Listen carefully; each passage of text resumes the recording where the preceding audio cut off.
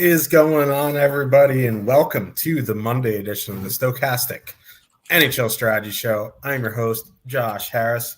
Another full week for us here. November is a busy month for us.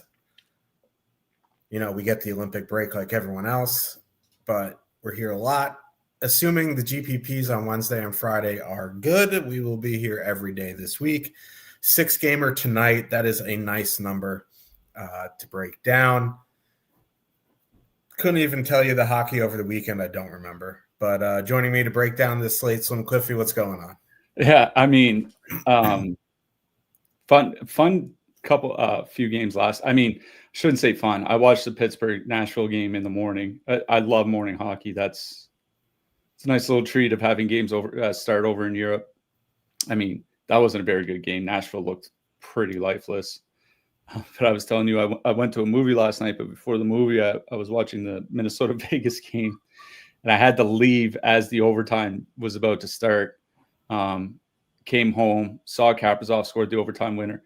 That Matt Zuccarello pass to Kaprizov, because I saw who scored the goal, and I was watching the play, and I see Kaprizov kind of sliding down the circle, and I see Zuccarello with the puck on the other side of the ice. I'm like, he's not making that pass. He's not making that pass. And then he just threads an absolutely perfect pass between sticks, right on Kaprizov's tape for the game for the OT winner. That was like, that's one of those, like, he might not be the guy he was 5 years ago, but he can still pass. He can still pass the puck. That was crazy. But yeah, nice little 6-gamer ahead of us here tonight.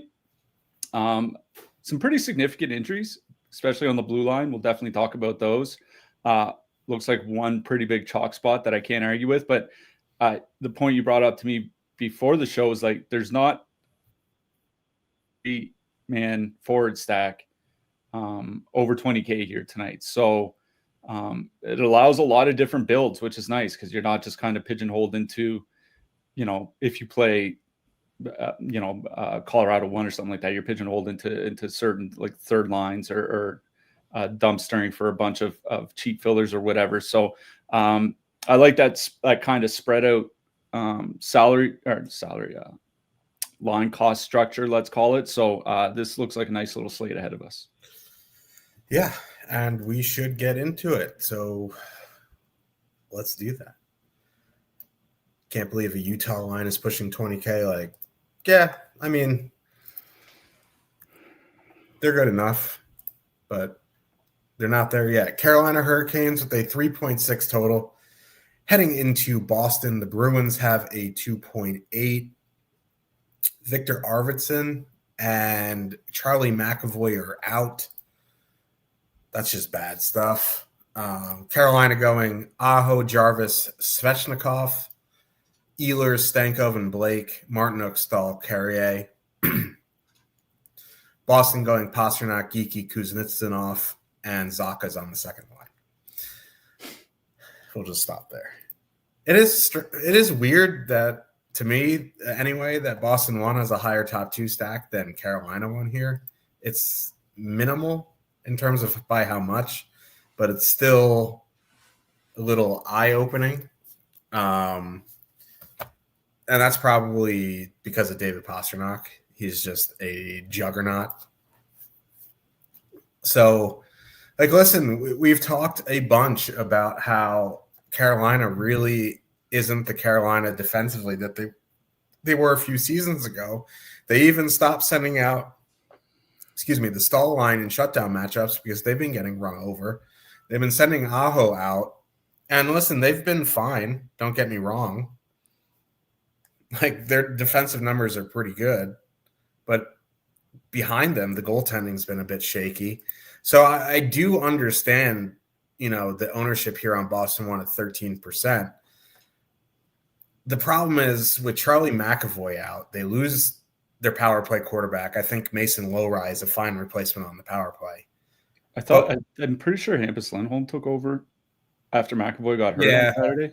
They do that. They really need to go to Lowry at some point. But, Hampus is a fine replacement as well. But the problem is Charlie McAvoy is easily their best puck mover on the blue line. It is going to hurt them offensively. When he was out last year and they had Hampus out as well, you saw just how big of troubles they had moving the puck. Their creation numbers went down. Their shots went down. It was just an easy team to pick on. So, at 17,200, they're fine, but I'm just more likely to have like a Pasternak one-off, a Geeky one-off, a Zaka one-off. But really, other than that, like I don't have a ton of interest in Boston. I think the loss of McAvoy is much bigger loss than the loss of Arvidsson. On the Carolina side, I think it's Carolina 1 for me. I mean, Carolina 2 is fine. Don't get me wrong. They're just in different price points, right? So like 18,900 for Carolina 1. If I'm going to start my lineup, I'm going to start it with Carolina 1. If I need something to fill in my lineup with, then I will start thinking about Carolina 2. But I do really like Carolina 1 here at 18,900. 13.3% top 2 stack, 5.4% projected ownership. They have been tremendous together. Svechnikov looks like the Svechnikov from a few years ago, which is nice to see because at his best, he is a very, very good player. So they're fully correlated. I do like them here. There's a lot of lines in 17 to 19,000. Obviously, we'll talk about Edmonton, Utah, Florida, Montreal. Like there's just endless lines between 16 and 19,000 here tonight. So will I get there? I don't know, but it's not like I don't like them. It's just that there's gonna be choices you have to make because there's so many options here. And it's not like a slate where you're like, oh, do I have to spend 23-1 for Colorado 1 going up against the Sharks? You know what I mean? Like there's a lot of good matchups here, and I do like them. I also do like Carolina too. Listen, like this might be Jake Harry's favorite line in the NHL since like 1993. He bets them to have a full line goal anytime they play, but they're 13-9. You get Ehlers on the top power play unit. Stankoven and Blake have played great together at 5-on-5. So, yeah, I do really like Carolina too. They're more of, I'm going to go play, like Edmonton 1, for example, and I need like that $13,000, $14,000 line to go with them. That's when I put in Carolina 2. It's not like I'm going to put in Carolina 2 and then go find my other line. So I think, 2 different Carolina lines in 2 different price points, both very playable. That's really where I stand. Like I understand the ownership on Boston 1, but I just worry without McAvoy, they're going to have trouble creating. Yeah, I think your point about McAvoy is a good one. I was looking at Boston's 5-on-5 numbers. With McAvoy on the ice, their expected goals for is just under 2.9. They don't have another defenseman at 2.5 or higher. If you look at the end of last season, so from the Four Nations break onward, like when McAvoy got hurt, they're bottom 5 in the league in every offensive category: shot attempts, shots, expected goals, everything. The thing is, the top line still absolutely beat the piss out of everybody. I was looking while you were talking. David Pasternak had 38 points in 25 games in that stretch, in the second half of the season when McAvoy was out of the lineup. And that's also when Morgan Geeky absolutely just went completely nuclear. Geeky had 16 goals in the final 25 games. Like for me, I don't think it helps the top line. I think it hurts the other lines more than it hurts them, just because I do think, Elias Lindholm is not, Charlie McAvoy, but he's still a solid puck mover and a good defender. Like I think he can get the puck moving in the right direction. It's just once Lindholm's off the ice, I think that's when everything falls apart. So it would completely take me out of the rest of Carolina. Boston 1, like I think they're still perfectly fine here. Like with the injuries starting to pile up, like they're going to have to lean on that top line for more ice time. And I know, like, even Kuznetsov doesn't typically get a ton of ice time, but like he's been between 15 and 16 minutes. He might get like 16 to 17 now. Pasternak's almost certainly going to be over 20. You mentioned Carolina defensively. They've been middle of the road since Jacob Slavin got hurt. I do worry about the Boston power play, just because it was pretty bad last year. I mean, with or without McAvoy, I don't know if it's going to be that good with him or without him this year.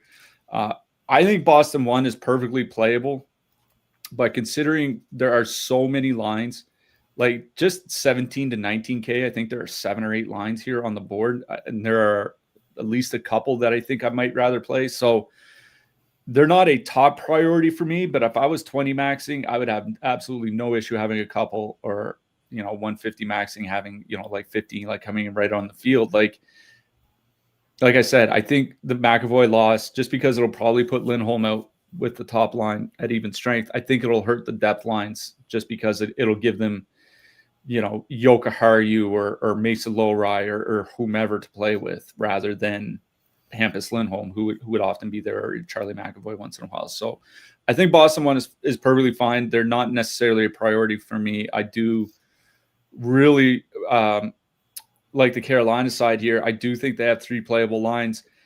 This is a case where I honestly would kind of have interest in going to the top line. Like, it's one of those situations where I do worry, they have 3 playable or 4 to the coach. They have 4 playable lines, for DFS, it's probably 3, but it's Boston's issue staying out of the box. Boston now leads the NHL in time shorthanded per game at 3.9. They passed the Jets over their last couple of games. So Boston is taking the most penalties in the NHL this season.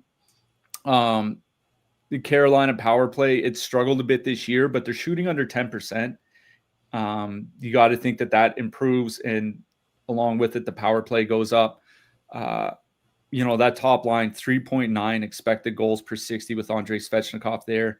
Svechnikov, as he started to produce more, they're playing him more, so he's getting 18 minutes, give or take, a game. And then, Jarvis and Aho, as long as they don't get hurt, are going to get more than that. So I really do like Carolina 1 here. But I do think jumping down to Carolina 2 is perfectly fine, just because, like I said, that top line is probably going to see a fair bit of Lindholm. And then once you get past the Lindholm defensive pair, it's like there's nothing there.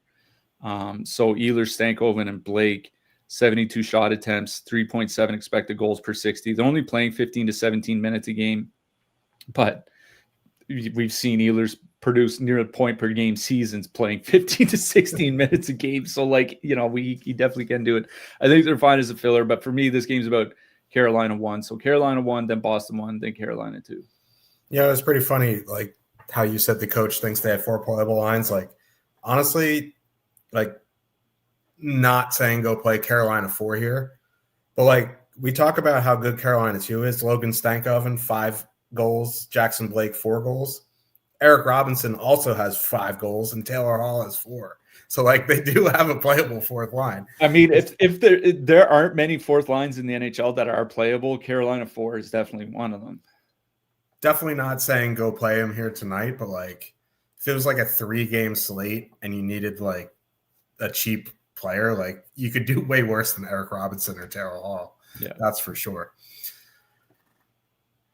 Edmonton Oilers with a 3.6 total. Heading into Buffalo, the Sabres have a 3 total. Edmonton going McDavid, Hyman, Savoie, Draisaitl, Roslovic, Podkolzin. Buffalo going Thompson, Tuck, Doan, Quinn, McLeod, Rosen. So Zach Hyman came back over the weekend. Cliffy was concerned that he was actually maybe not fully healthy, played 24 minutes. So there you go. Congratulations, you're back. Don't leave the ice. I think, if he was like even remotely questionable, not 100%, he would have played like 17 minutes. Like the fact that they just threw him out there for 23 minutes is a fair indication that he is ready to go. Josh Doan moving up to the top line and Thompson moving back to center is interesting because, listen, Buffalo center depth is just awful with the injuries that they have. It was only a matter of time. We've argued casually that Josh Doan is arguably their best forward so far this season. Thompson and Tuck do have pretty good offensive numbers together. That was mostly with Ryan McLeod. Thompson taking over center responsibilities, I don't think that's going to hurt his offensive game. I do like this line. It's just not an ideal matchup outside of shooting on Stuart Skinner or No, I think Skinner's starting. What's his name? Calvin Pickard. It's interesting enough that I would consider them. The problem is they're 17,300 coming in with 15% projected. And both Edmonton lines, one $700 cheaper, one $600 more expensive, are right in the same range of ownership. And they get to go against the Buffalo Sabres, who are completely banged up. They're starting Colton Ellis, who honestly has been fine, but he can only do so much. So I think Buffalo 1 here is a MME play. I wish it was a better power play matchup because, we've seen teams like, for example, the Senators. They're a good defensive team at 5-on-5. Terrible penalty kill. That would be more of a matchup I'd be willing to go to Buffalo 1 here.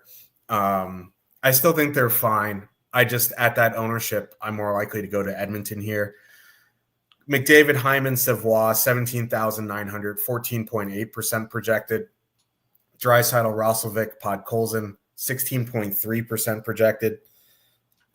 I think, as we talked about at the top of the show, no line is over 20K. I think if you wanted to do something here to get really expensive, this is the spot to do it.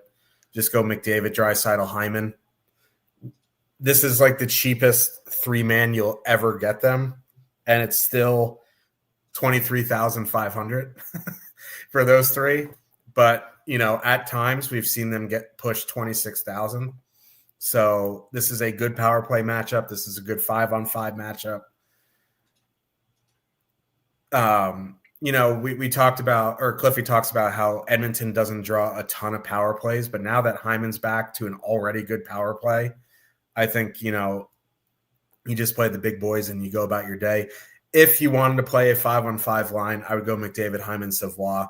Draisaitl, Roslovic, Podkolzin are fine. They just, they're creating fine. They're shooting a little bit hot, but, for me, it would be Edmonton power play. I think Buffalo 1's fine. I hate game stacking, but on a 6-game slate, it's not awful. And if you need like a cheap 2-man, I think McLeod Rosen or McLeod Quinn are fine, but this is really about Edmonton power play. Yeah, this is one of those things where I like that Buffalo top line just in a vacuum, just generally speaking. Thompson and Doan haven't played a ton together this year, but 61 shot attempts, 2.8 expected goals in their time together.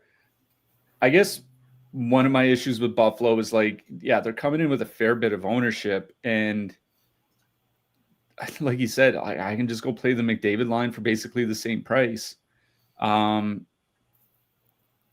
are other lines in that price range. We'll talk about Montreal a little bit later, the Montreal-Columbus top lines. Certainly Florida is going to be a little bit of chalk, though. They're reasonably cheaper. We'll talk about Anaheim later.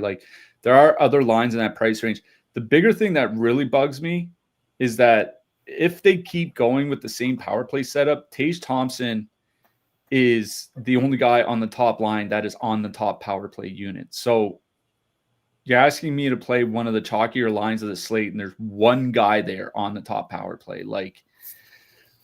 It's just not something that I would generally do. So while I like that line at even strength, I worry about the upside because there's only Thompson on the power play. I would honestly be more tempted just to one-off Tage Thompson than I would be to stack the entire line here tonight. Because,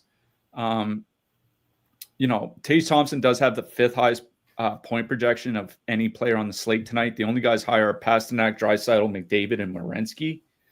So if you do have a couple mid-price stacks and you can fit in an expensive one-off somewhere, I don't mind Thompson as a one-off, but stacking, I don't think so. That's why I'd be almost kind of more interested in that McLeod, Rosen, Quinn line. Not that I think they're a great line or anything like that, but Draisaitl's defensive numbers away from Connor McDavid this year. 2.8 expected goals against per 60, 62 shot attempts against per 60. I think a lot of that is because he plays a fair bit with Darnell Nurse and the third pair rather than Ekholm and Bouchard.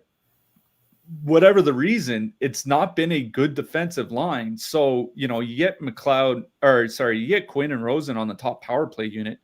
McLeod's been a horror show defensively this year, but he has some solid offensive play driving numbers. They're under 10K. This is a line I think you can game stack with. Like if you are doing a Draisaitl, Hyman, McDavid stack, putting in this Buffalo second line with them for a game stack, I think is perfectly fine. Like you mentioned shooting on the Edmonton goaltending, like Edmonton might be fine defensively, but they're 26th in the league in goals against, right? It's like, Buffalo's worse. Buffalo's 30th, but these are two of the bottom 8 teams in the league by goals against. There's a reason why this game has a 5.5 total. I don't mind if you want a game stack, throwing that second line in with them or doing like a Rosen Quinn 2-man or a McLeod Quinn or something like that. If you just need a cheap stack in general, maybe you're going with a super expensive Utah stack, we'll talk about them later, then I think that's something you can use. That's why I have more interest in Buffalo 2 and Buffalo 1. It's just, I think there are just so many lines in the Buffalo 1 price range I'd rather play that it just lends itself to pushing my opinion towards Buffalo 2 or a 2-man from Buffalo 2 or something like that. So I'm more interested in the second line. I guess the third line is playable in that they are playing hockey here tonight, but I just, for me, it's Buffalo 2. But yeah, generally speaking, the interest is on the Edmonton side. They are reasonably cheap. I mean, Zach Hyman at 6K, like unless he has an atrocious season, this is about as cheap as he's ever going to get. He could have an atrocious season. I mean, you just never know. But I was looking at McDavid's numbers with Savoie. Like they've have really good offensive numbers together. And I was looking at the expected goals, 3.5 expected goals per 60 at 5-on-5 in the 70 minutes McDavid and Savoie played together. Now, some of those minutes are with Draisaitl, but even if you take out the Draisaitl portion of it, they still have really good shot creation and expected goals numbers. So I think you're just fine playing Edmonton 1 here. Like if you don't, it sucks leaving Draisaitl out of a stack. Obviously, him or McDavid can absolutely just nuke a slate. Or both of them at the same time. But considering how few power plays Edmonton does draw, which is 2.6 per game, it's the fifth lowest rate in the league. And considering Buffalo's penalty kill is, quote, not been good, they still have a 944 save percentage on it. Like it's just not going down. I mean, Edmonton seems like the antidote for that save percentage problem. We'll wake up tomorrow and all of a sudden it's down to 915. But the penalty kill structure and the goaltending is held up on the PK through the first 19, 20 games of the season. So I think you're perfectly fine just playing Edmonton 1 here. I'm not worried about any of the 5-on-5 matchups or whatever from the Buffalo side. Like if you do want to take out Savoie, put in Draisaitl, make it a power play stack, I think that's okay because there are plenty of cheap options on the board tonight. Like I said, Buffalo 2 is one of them, but I think you're perfectly fine with Edmonton 1. So I think for me, it's Edmonton 1, Buffalo 2, Edmonton power play stack, more than fine. I understand not wanting to leave one of Draisaitl or McDavid out of an Edmonton stack. So I think that's fine. But I do think just considering how few power plays they are drawing and how cheap, both Savoie and Hyman are, I'm fine with just playing the top line.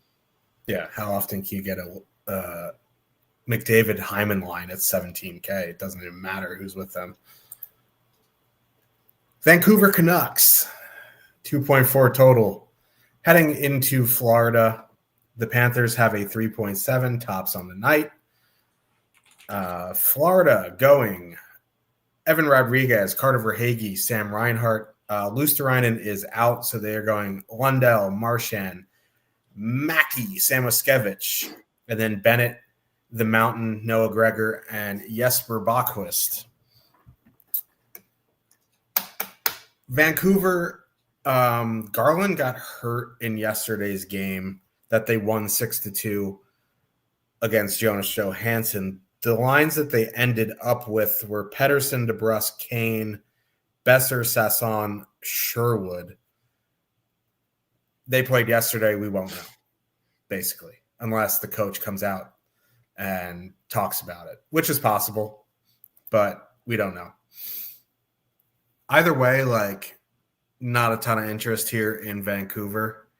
They're back-to-back on the road. They're not facing Jonas Johansson. This is still a pretty good defensive Florida team. Yes, they're missing Barkov and Kachuk, but, they're still a good team. So, if you happen to get to some Vancouver one in your 150 max, I would leave it, I guess, because honestly, like, Pettersson is starting to look better. He's looked better than he has last season. So, not the worst thing in the world having 1 or 2% of that line. But really, my interest is on the Florida side, and there is a lot of ownership on them, and that is an issue, but let's talk it through. Rodriguez, Verhaeghe, Reinhart, 15,100, 11.2% top two stack, 15.3% projected ownership. Marchand, Lundell, Mackie Samoskevich, 14,100, 15.8% top two stack, 31.1% projected ownership. The reason their top two stack is higher and their ownership is higher is they are fully correlated on the power play. So that's just a lot of ownership, though. It's just, I get it because they started Vancouver started Lankinen last night, so it's either going to be Lankinen on a back-to-back or Yuri Patera, who has a 890 save percentage in the AHL this season. So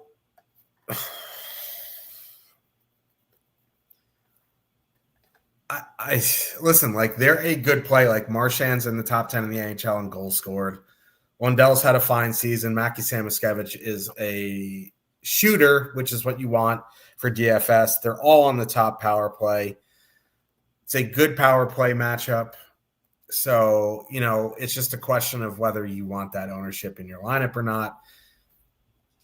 They're only 14,100, so I guess that makes it a bit easier to get different. It's not like they're 19.8 and you're locking yourself into like there's only so many options in the mid-range I could play with them. I guess it's fine. I'm more likely just to full send a power play stack. Go line one plus Reinhart plus Seth Jones. And, that 5-man combination comes in lower than 31%, that's for sure. So, if you're comfortable with that, like, it's hard for me to see myself just going Florida, that Lundell line, just clicking those three names and moving on. It just doesn't compute in my brain. I'm either adding one of Reinhart in or Jones, or I'm just going to Rodriguez, Verhaeghe, Reinhart, because 15% isn't really that bad in this matchup. It's still a good 5-on-5 matchup. That line, despite them shooting like negative 7%, they have been creating a ton. So, if I want to use that Marchand line, I'm adding a fourth or fifth skater in. Otherwise, I'd just go straight up to the Rodriguez, Verhaeghe, Reinhart line. Yeah, I'll start on the Vancouver side. I was looking at Pettersson's numbers this year without Connor Garland on his line. 48 shot attempts, 4 per 60 when he's on the ice, 2.4 expected goals. Really not doing a whole lot. Pettersson, he's at, I think it's 1.55 shots per game this season. Like, this was a guy who a couple of years ago was at like 3.2 shots per game. He's at like half that now. He just, he has been putting together a few good games. He's going to have some good games because he's playing 20, 21 minutes a night, and he plays a lot with Quinn Hughes. Like, all that stuff will eventually lead to some pretty good offensive efforts. Back-to-back on the road, like, that just doesn't seem like an ideal spot for me, especially assuming Connor Garland is out tonight. And like I was telling you before the show, I went and watched the play where he got hurt. Like, I couldn't see anything. Like, he didn't get hit hard. He didn't fall funny or anything like that. He just, they gave up a goal and then he just kind of skated off the ice and just never came back. Maybe he's pulling a Patrick Berglund. I might if I was playing for the Canucks. So like, I don't really have a ton of interest in the Vancouver top line, even if DeBrusk is there. Like, they're playable just because of Vander Kane. Like, speaking of guys that shoot from everywhere, he'll just fire the puck as soon as he steps across the blue line, so he can donk his way into a shot bonus. Maybe Pettersson can get a couple of assists and a shot or something like that. Like, I just don't see them pulling out what they did last night again. Like, it seemed like they got ran over last night and they got a few lucky goals. Like, that happens. If you want to dip down to that Sherwood, Besser, Sasson line, like, those guys won't see the Forsberg Ekblad pairing. They'll get the softer defense matchups at 5-on-5, but like, I don't have a ton of interest in stacking Vancouver here tonight. They have a 2.4 total. Obviously, if you're 20 maxing and 150 and all that, you do have to consider Vancouver to some degree, but they're certainly not a priority for me. The question is what to do with the Florida side. I was looking at their last game. I don't think they moved Sam Miskevich to the top power play unit. I think it's still Marchand, Lundell, Verhaeghe, Reinhart. So it's two guys on each of the top two lines on the top power play unit. I know they did move Evan Rodriguez off the top line in the third period. They put Sam Bennett up there, so that might be something to watch for in warm-ups. Maybe they, pull a little switcheroo on us. But if you look at those top two Florida lines, like the top line's at 3.7 expected goals, the second line's at 3.3, but a lot of that was with Eetu Luostarinen. I think Sam Miskevich is going to fit in well, but we just don't know exactly can he fit in as well as Luostarinen did, because Brad Marchand, like we were looking before the show, Brad Marchand's tied for fifth in the NHL in goals this season. Lundell isn't quite having the season that we'd hoped that he might without Barkov, but he's, been productive enough. Like, they're perfectly fine. I think I kind of agree with you that I would just straight up power play stack. The Vancouver penalty kill, like, their goalies have a 771 save percentage on the penalty kill. And assuming it is not Kevin Lankinen in net, like, they're going to have an AHL goalie in net. This is not a good defensive team anyway. The Panthers draw the most power plays. I think they're drawing the most power play. Yeah, they're drawing the most power plays per game now in the NHL at 3.9. So just doing like a Marchand, Lundell, Reinhart, Verhaeghe stack, I think just a six-man onslaught, like add Sam Miskevich to it or add Rodriguez to it. I don't think this is a game where I just put one of the even strength lines in and then, go about my day. I think this is a game where if I play Florida, I do power play stack or I do a six-man Josh stack or something like that. So, if anything, I would always play the Reinhart line. So Reinhart, Verhaeghe, Rodriguez, just because I always believe in playing the line with the best player. Sam Reinhart's on a nice little tear, 8 goals in his last 10 games. It's like, I guess he's back. That would be the line that I would play, but I agree with you. I think some sort of Florida power play stack or six-man stack makes the most sense here, considering A, how much ownership there is, but B, that they do have a very high total, and this is a bad defensive Vancouver team that is probably playing an AHL goalie. Los Angeles Kings with a 2.7 total heading into Washington. The Caps have a 2.8. Washington going Ovechkin, Strome, McMichael, Wilson, Protas, Sordif, Leonard, Beauvillier, LaPerriere, or whatever. Kings going Byfield, Fiala, LaFerriere, Kempe, Kopitar, Armia, Moore, Deneau, Fogle. So Charlie Lindgren's in net for Washington here tonight, and I just wanted to kind of hammer home a point about the difference between him and Logan Thompson. The Caps as a team this season have 12.1 goals saved above expected. Logan Thompson has 12.9 goals saved above expected. So they're losing goals above expected when Lindgren starts, and they're gaining all of them back when Thompson starts. It's a completely different team when Lindgren's in net. For that reason, I do really like Fiala, Byfield, LaFerriere at 14.8. I'm not saying they're a pivot off of Florida, the second line, but they're in the same price range for a fifth of the ownership. So I guess that is the definition of a pivot. Washington's still a pretty decent defensively sound team. It's just a massive fall off in net. So I don't mind Fiala, Byfield, LaFerriere here. You want to go to Kempe Kopitar Mia, like I guess it's all right at 12.6.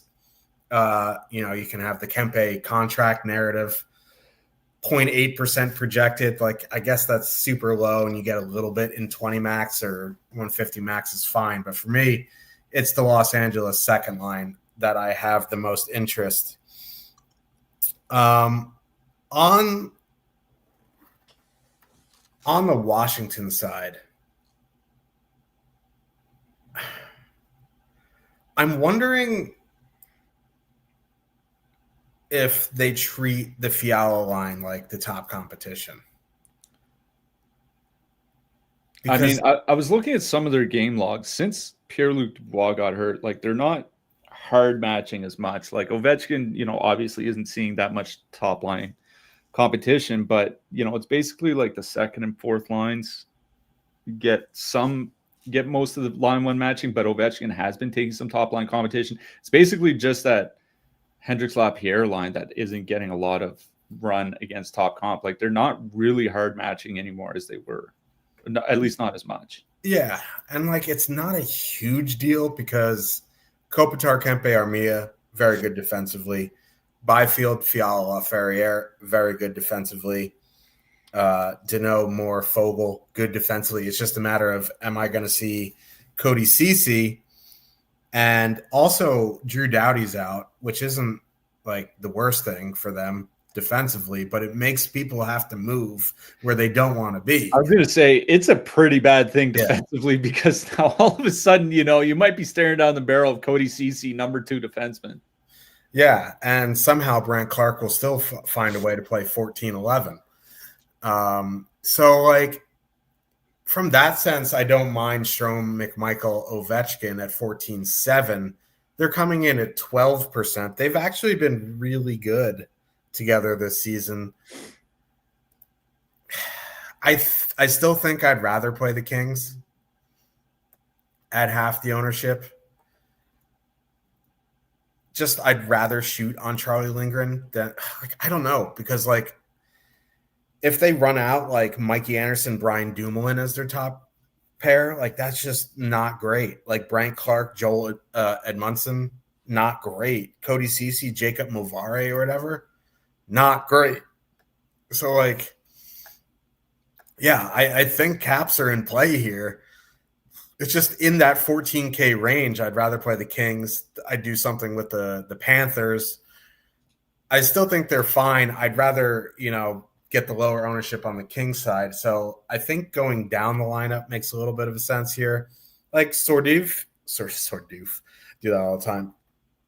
He's supposedly a decent prospect. Protas and Wilson, we know their pedigree. They're only 11,400, 3.4% projected ownership. I don't mind them as a filler, even if it's just a 2-man of Protas Wilson. Or if you want to go to a 2-man of Lapierre and Leonard, I think that's fine. Like I think Washington's eminently playable with that blue line that they're facing. I just think with Charlie Lindgren in net, my favorite thing in this game is the LA second line. Yeah, the thing about losing Doughty is that no matter who they put with Mikey Anderson, that pairing is going to get worse. And if you look at, I was looking at Anderson's numbers without Doughty or Gavrikov, who was there last year. The defensive numbers are still good, but only a little bit better than league average. Whereas if you put Anderson with Doughty or with Gavrikov, and Gavrikov was there last year, they were like elite defensively. So they go from elite to a little bit better than league average. And then all of a sudden, like you said, you got those second and third pairs who I don't think are going to be very good. So it's not that I have a ton of interest in Washington, but I would have almost no interest if Drew Doughty was in the lineup, just because all of a sudden, you can probably cobble together, or you probably have like 3 solid defense pairs. Because like you said, everybody's slotted where they're supposed to be. That's not the case anymore. Ovechkin, Strome, McMichael. I was just looking at Ovechkin and Strome's numbers together. 72 shot attempts, 3.8 expected goals per 60. They've been really, really good at 5-on-5. The problem is like the power play's been bad. And like we always say, the one place you've been able to get the Kings this year is on the penalty kill. The Kings have been taking fewer penalties. We do have to say that. Like, there was a time through the first few weeks of the season where they were leading the league in time shorthanded per game. They're now down to 8th. So they have been getting better at not taking so many penalties. But, the Kings have a solid penalty kill, but the Washington power play has honestly not been very good. So I honestly would probably prefer playing one of the cheaper lines, like Wilson Protest or Deep. Like Sordif is he's a solid enough player, and the thing is, like, Wilson and Protest are good enough together to carry him, and then hopefully he can get into those depth defense pairs. Like, I would be more tempted to two-man like Leonard and Lapierre, or just full stack Washington 2 to put with my expensive stacks than I would be to play Washington 1. I just think there are so many lines in that price range, and they'll probably run into the one good Kings defense pair that the Kings will have, at least defensively. So for me, this is a game more about the Washington depth than it is the Washington top line. On the Kings side, like, I do think there is merit to playing that Kopitar line just because they are so cheap. 12,600. You get 2 out of the 3 guys on top power play unit. Obviously, Adrian Kempe. He is the team's best goal scorer. They've been fine in a small sample together, about league average by expected goals, only about 45 minutes with Armia, so not a huge sample yet.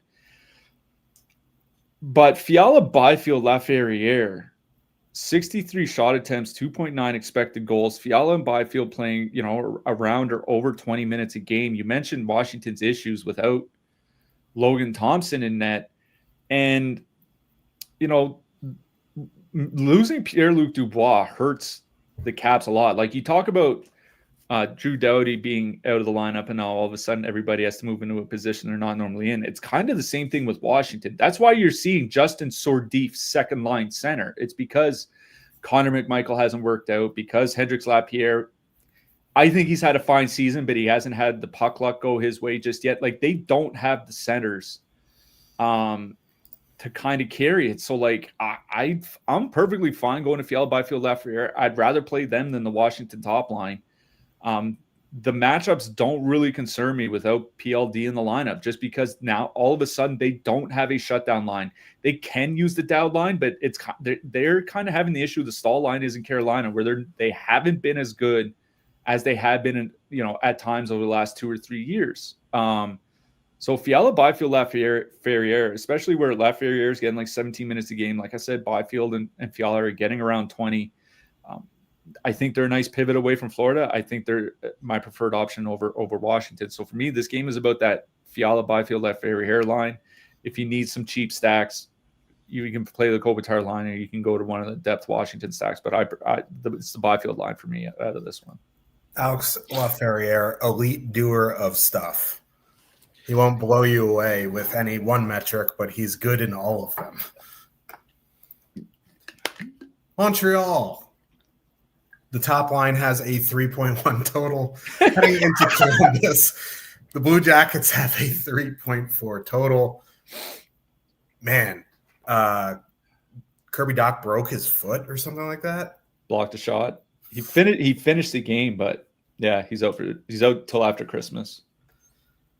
And they didn't have a skate this morning. So, like, I don't even want to take a stab at what the depth lines are going to be, but, they're going to keep Suzuki, Caulfield, Slavkovsky together. The big news for Columbus is they finally moved Yegor Chinnikov into the top 6. They're going Marchenko, Fantilli, Voronkov, Monahan, Johnson, Chinnikov, and then Coyle, Sillinger, Olivier, which somehow has been a really good line, at least scoring goals recently. I mean, pretty much all season somehow, but this is an interesting game for DFS. And Haas asked us, like, do you think Columbus should be favored in this game? Yes, they should, but that doesn't mean Montreal 1 is a bad play. In fact, it makes them a better play now that they're underdogs. For the reason they're underdogs is because they don't have depth anymore. When they don't have depth, these guys play massive minutes, and they're still cheap at 18,400. There was a time last year when they were getting 21, 22, 23 minutes a night, and we saw them push close to 21,000. 18,400 is a good price here. Like, yes, they're going to see a lot of Fantilli. Yes, they're going to see a lot of Werenski. And no, that doesn't concern me. I was going to say Fantilli. What are you talking about here? No, because like in the Discord, they're like, oh man, they're going to be glued to the top line in Werenski. And yeah, I mean, listen, there is not a matchup on the Columbus side that would worry me. I don't care what line or what defense pair they throw out. And more importantly for the Habs, not only is the top line going to get a lot of minutes, the guys who are getting hurt aren't on the power play. They still have their full allotment of power play guys. This is a very good power play matchup. I do really, really like Montreal one here at 18,400. They have single-digit ownership, 8.7%. It probably moves up throughout the day. But Suzuki's going to be playing 21, 22 minutes a night. Like, their center depth is just broken right now.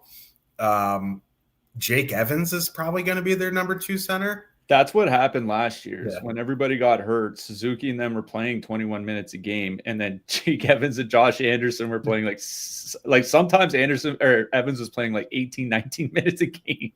Yeah, I mean, like, he's fine for that role. You don't want him there, no, but he can do it. He's fine for a fourth line center. You don't want him playing 18, 19 minutes a game. So, like, I do really like Montreal one here. You want to add in Demidov, that's fine. You want to one-off Demidov because he's going to have no ownership, fine. Like, Demidov might only play like 14 minutes. It's gonna be like the Line thing from last year. Like, the dude might play 13, 14 minutes, but he could have a big game. But Montreal won easily my favorite play on the Montreal side. On the Columbus side, that Fantilli-Marchenko-Voronkov line is coming in 16,600, 15.5% top 2, barely just a scotch higher than the Montreal top line, but 18.2% projected ownership. 65 minutes together, though. They have very, very good offensive numbers. They go out a lot with Werenski. Montreal one is very good defensively. That's the one concern that I have. But Montreal's been taking a lot more penalties of late. It's still a good power play matchup just based off the quantity of chances they'll get. I do like Columbus one here at 16,600. I think Columbus, the Monahan, Johnson, Chinnikov line is definitely playable here at 11,200.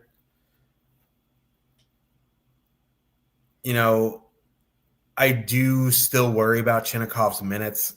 Ken Johnson was recently healthy scratched. So, like, while these guys have good numbers on the back of the baseball card, obviously the coach is not happy with them. So just be aware that the Coyle, Sillinger, Olivier line may play more minutes than them. But at 11,200, not facing the top of the Montreal lineup, I think is fine.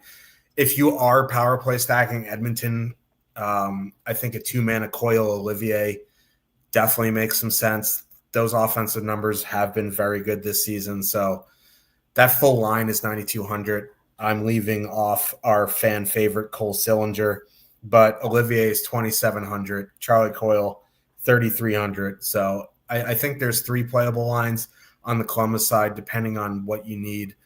But I think push comes to shove. I think Montreal one's my favorite play in this game. Yeah.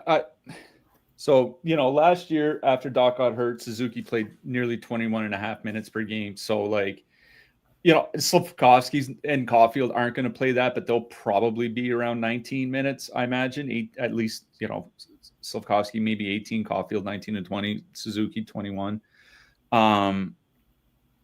And like you said, the important part is like the fourth wheel on the power play, Demidov, he's still there. Lane Hudson's still healthy. Like, the only defenseman they're missing is Caden Gooley, and he's been out for a month now. So it's like all the issues are going to be with the forward depth. It's not going to be with that top line. I'm not worried about any of the matchups from the Columbus side. Like, they've been using that Olivier Coyle Sillinger line a fair bit in shutdown matchups. They're basically league average by expected goals against. And you mentioned the power play matchup for Montreal. Now, I noticed Columbus's penalty kill had been getting better lately by goals against, and it's because they have like a 925 save percentage. It's not because the actual penalty kill has been getting better. So far, this season, Columbus, they're bottom 10 across the board, shot attempts against, expected goals against, everything on the penalty kill on a per minute basis. So I do worry about the Montreal power play. I had a thread about that the other day on social media. With Demidov on the power play unit, they're averaging 69 shot attempts per 60 minutes. To put that into context, about the league average is like 115. And here's the problem is like they're going for maximum efficiency, right? Like they're going for a lot of backdoor tap-ins and things like that, like easy goals, quote. And even if they shoot 20%, if you're only putting up 70 shot attempts per 60 minutes, only half of those shots are going to end up on goal. So 35 per 60 minutes. Even if you shoot 20%,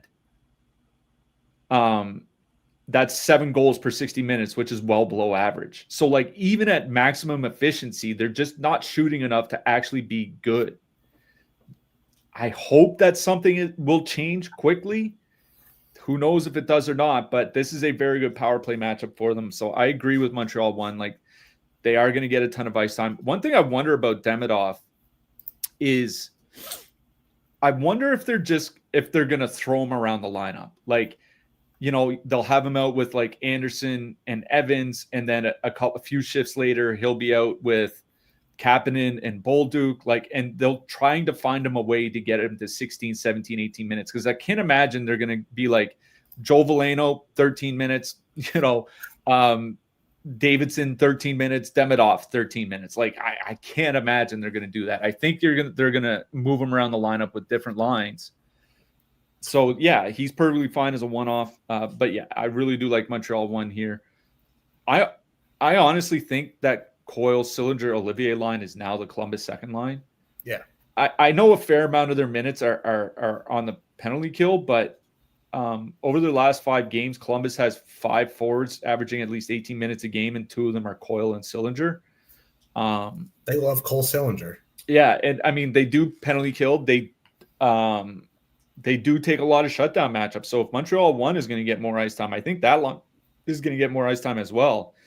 And Columbus 3 so far this year, 3.6 expected goals, 55 shot attempts per 60. Like I said, 2 of those guys are playing 18 minutes a game. Charlie Coyle at 5-on-5 at 1.2 expected goals per 60. What is going on?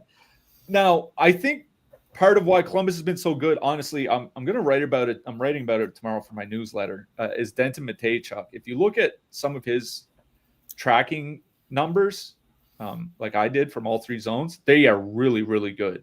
And this guy was a highly touted prospect. He was fine as a rookie, not great. It looks like he's taking a step this season. It's giving them the second defense pair they never really had last year. So I think that's a big part of it. But either way, Columbus 3 is very, very playable here if you're playing some sort of Edmonton stack. Obviously, that Fantilli, Voronkov, Marchenko is my favorite line. Fantilli's been playing like around 19 minutes a game. Marchenko closer to 20. Even Veronkov's being between 16 and 17 minutes. You talk about Montreal taking more penalties. I was looking just over the last 4 weeks. They're at 4 times shorthanded per game. It's the second most in the league. So while Columbus typically doesn't draw a lot of power plays, they might here tonight, considering how often Montreal's been going to the penalty box. So I think Montreal 1 is my favorite play in this game, but Columbus, that Fantilli line is extremely playable. I don't care if they're 15 to 20% owned. It's a short slate. They've been tremendous at 5-on-5. They're perfectly correlated on the power play. They're getting good ice time, and they're cheap. So for me, it goes like Montreal 1 is 1A, and then Columbus 2 is 1B, and then Columbus 3 is my next favorite line. Yeah, and like you can play Monahan, Johnson, Chinnikov, but like Johnson and Chinnikov may play 13, 14 minutes.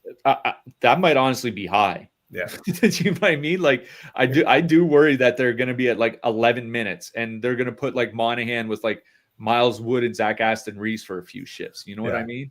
They're going to get the Cole Perfidi treatment from last year. Yeah. Super Bowl 18 for Frostback. Utah, the Mammoth, 3.3 total. Heading into Anaheim. Los Patos, 3.2 total. They're back home. If I was the coach of the Ducks and someone takes a high sticking penalty tonight, I'm spearing them at center ice. They took 14 minutes of high sticking penalties in the last game. Didn't McTavish take 2 like in back-to-back shifts or something He like took that? a double minor the shift after he had a high sticking penalty. I mean, that's one way to get to 8-10 minutes a game. Yeah. It's like, keep your sticks down. Like, that's like the first thing you learn when you're playing at when you're like 3 years old. Don't hit someone in the face with your stick. Anyway, Utah going Keller, Schmaltz, Cooley, Genther, Hayton, Carconi, which is a scene. Paterka, Krause, McBain. It's like Michael Carconi is basically Evander Kane from the sense that as soon as he touches the puck, it's going on net. And that doesn't bode well for Dylan Genther. Yeah, I'm not sure what they're doing there, but that top line is fully correlated. Cooley, Schmaltz, Keller.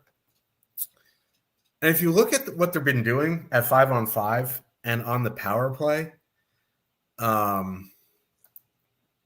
weirdly enough, in the past few seasons, most of the goals you see are from Schmaltz passing to Keller. This season, it's the opposite. Like, Keller's passing to Schmaltz, which is weird, but they're fully correlated, so it doesn't really matter. I do like them a lot here. They're the most expensive line on the board at 19,700, but the ownership here is pretty low at 5.4%. There are no matchup concerns coming back at me from the Anaheim side, and they have been taking a ton of penalties recently. Most of them being high stick penalties. Eventually, I said Montreal was second in the last 4 weeks by time shorthanded per game. Anaheim's first. Yeah, so I think just going Utah 1 here makes a lot of sense. I don't like leaving Dylan Genther off power play stacks. So you could just straight up full power play stack. I don't have a ton of interest in going Hayton, Genther, Carconi. If Carconi sticks, I don't mind him as a one-off because legitimately all he does is shoot the puck. So, he's fine as a one-off. I don't really get why Paterka's down on the third line with Krause and McBain, but it's a Utah 1, Utah power play for me. On the Duck side, we did get lines. They're going back to the original top 6. They're not going to fool around with that anymore. It's a tough 5-on-5 matchup for them. It's a decent power play spot. I think if I was going to go to a line, it would be Carlson, Terry, Kreider, just because they're fully correlated. The problem is there's 17K coming in at 2% ownership, and there's just a long list of lines in that range I'd rather play. I don't really want to go to McTavish, Seneca, Gauthier. McTavish's minutes had been coming down. I think a one-off Gauthier is fine. He's still shooting the lights out. But for me, it would be Carlson, Terry, Kreider, and I think, you can do it in single entry. I think it's more of 20 max for me. So Utah 1, Utah power play, Anaheim 1. Yeah, I agree with the Utah power play call just because Anaheim's been taking so many penalties, like 4.1 times shorthanded per game over the last month. It's that is just insane. The other thing is, Radko Gudas is back in the lineup, and he did not have a good start to the season. I don't think it's a coincidence that he gets hurt and then all of a sudden Anaheim just starts ripping off 7-goal games every other night. Up until the last couple games or whatever. Yeah, they're shooting 2%. Yeah. The other thing is the top pair of Lacombe and Drew Hellison. I don't think Drew Hellison's a good defenseman. He's not a top pair defenseman in the NHL for a team that's hoping to make the playoffs. Let's put it that way. If you look at his play driving numbers so far this year, he's last on the team. And they're going to be sending them out against Utah 1. So now it's not a 5-on-5 matchup that I'm that concerned about. It's actually a decent one for the Utah top line. And it's a great power play matchup for them. So, like I'm a big fan of Utah 1 here. Like, to me, it comes down to, like, if you're not playing a couple lines that are like 16, 17K each, like if you're playing one of the Montreal Utah lines, I would probably rather play Utah than Montreal here. And one of the reasons, I mean, 17.2% top two stack, it's always nice to see. Second on the board behind Edmonton. The other thing is like, now that they've split up, you know, that Hayton, Peterka, Genther line or whatever, those second and third lines are basically like a 2A, 2B, where like all six guys are going to play between like 13 and 17 minutes. Like, even Dylan Genther hasn't been getting that much ice time. He was playing 13 the other night. Yeah, that's kind of the problem. He's played 17 and a half, 14, 17, 15 in his last 4 games. So like, their second and third lines are going to be basically sharing ice time. So I don't really have interest in kind of flipping a coin and guessing which one is actually going to do well tonight. I'd rather just play the Utah top line or just power play stack. We've already gone over a bunch of cheaper spots. Carolina 3, Buffalo 2, Washington 3, Columbus 3, probably game stack with Anaheim 3 if you want. I do think there are a bunch of cheap spots that you can pair with an Edmonton or Utah power play stack and go on your way. Like, I think that is the way I would attack with the Mammoth here tonight. On the Anaheim side, I like, it's kind of like by default, it's the Carlson Terry Kreider line. Like, Mason McTavish is like number one underlined, like with a bunch of exclamation marks at the top of Joel Kenville's shit list. Like if this guy sneezes the wrong way, he's going to be benched for a period. So I'm kind of nervous of playing Gauthier, McTavish, Seneca. They haven't been getting a ton of ice time. Like, even Gautier's been playing like 16-ish minutes a game. So the fact that Carlson Terry, and I'm not playing the third line, like Frank Vetrano, I don't know what's up with him. He has not been good.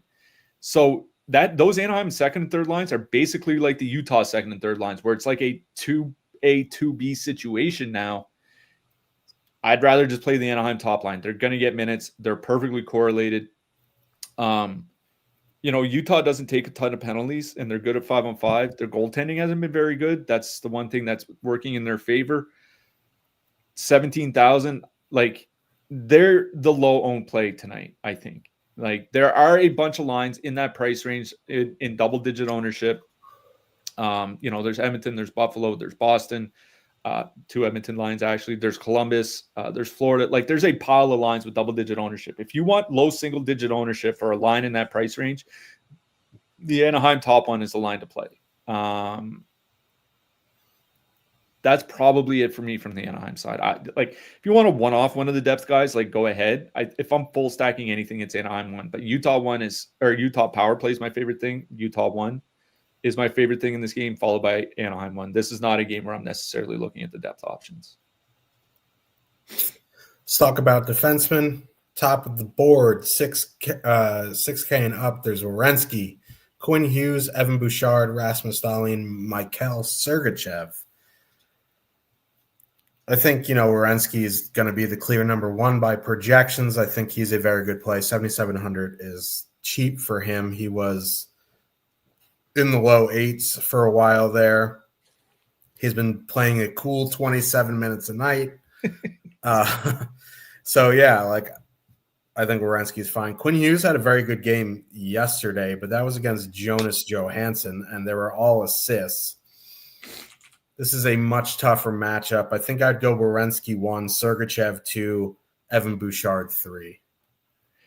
Yeah, I was thinking, I could have sworn there was a game last year in Columbus where Zach Werenski went absolutely nuclear, and I went and looked. 55 DK points or something like that, right? Yeah, 3 assists, 7 shots with a shot block bonus. He went absolutely ham against Montreal. Yeah, Werenski is at the top of the board. You know, not just for expensive defensemen, but for everybody. You know, just highlighting the defenseman 6K and above. Werenski is 2.6 points higher than the next closest player, who is Rasmus Dahlin. So he is the clear number 1. Dahlin's a fine play just because he is only 6,200. But for me, Werenski's the number one on my board as well. And then Bouchard, number two, just because obviously they're going up against the Buffalo Sabres. Number three for me would be Mikhail Sergachev, just because it is such a good power play matchup for Utah. He plays a fair number of minutes. If they do get 4 or 5 power plays here tonight, I do like Sergachev's chances of getting on the board. The mid-price range, there are a ton of options that I think are very playable here. I mean, Jacob Chikrin, especially if John Carlson doesn't play. Carlson game time decision, obviously. We'll find out in warm-ups. But, Shane Gostisbehere against Boston without Charlie McAvoy. You have Jake Wallman, who's back down under 5K, mercifully. Seth Jones in a very good home matchup against Florida. You have Darnell Nurse still shooting and still blocking shots and gets a very good matchup against Buffalo. Like, there are a lot of guys in that 4 to 6K range that I think are very, very playable. Under 4K, obviously Hampus Lindholm from Boston, I think makes a ton of sense. Brant Clark, I would hope he starts playing 20 minutes a game regularly. I don't have a lot of faith that he does. But yeah, Brant Clark, Hampus Lindholm, Ivan Provorov playing on the top pair with Werenski. Gustav Forsling, I think he's 3,200 and really good cheap home matchup against Vancouver. Under 3K, I think Andrew Peeke makes the most sense just because Carolina puts up such huge shot volume. Peeke does block shots, and with no Charlie McAvoy, his minutes have got to go up. Matthias Samuelsson from Buffalo also makes sense. And the two guys that are in play almost every time they hit the ice and they're under 3K, Nico Mikla and John Marino. I'll just add Marcus Pettersson just because he's going to be playing over 20 minutes in Florida. Going to shoot the puck a bunch, but yeah. Goalies, yay. Cool, great, grand, wonderful. Top range, I don't want to play it. Legitimately, I think Bob would be the guy I would go to in the top range. I don't really want to play the Carolina starter. You can. It's going to be a rocky ride for 8,200. Don't really want to play Skinner. Don't want to play Charlie Lindgren. Jack Greaves is fine at 7,900. It's a tough, it's a good power play matchup for Montreal. It's a good 5-on-5 matchup. I do worry a little bit there, but he's fine. Lucas Dostal is fine at 7,800. You just, buckle your seatbelts. Vejmelka, or not Vejmelka. What did I say? Vejmelka. Yeah, Vejmelka, I guess, is all right. Darcy Kemper at 7,400, I think, is playable. There isn't really a goalie that sticks out to me. I think Swayman at 7,200 for the cheap guy, just because he's going to see a ton of volume. But it's if you like a goalie on this slate, play him, because there isn't a goalie that I go oh yeah, this guy is going to be fine. Yeah, the goalie, because I always put together a list kind of by tiers. The goalie I had number one in his own tier was Logan Thompson. Thanks.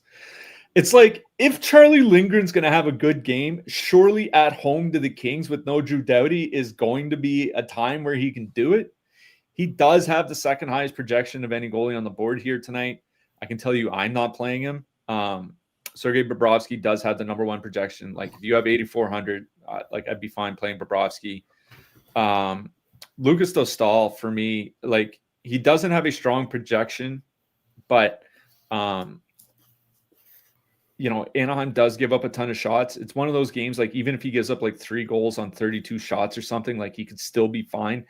That's basically where I'm at with goalies now is just don't give up 4 goals on 20 shots, literally anything other than that. And I could kind of live with it. So I think for me it's Bobrovsky or Dostal. For the cheaper goalies, I meant to say Jet Greaves as well.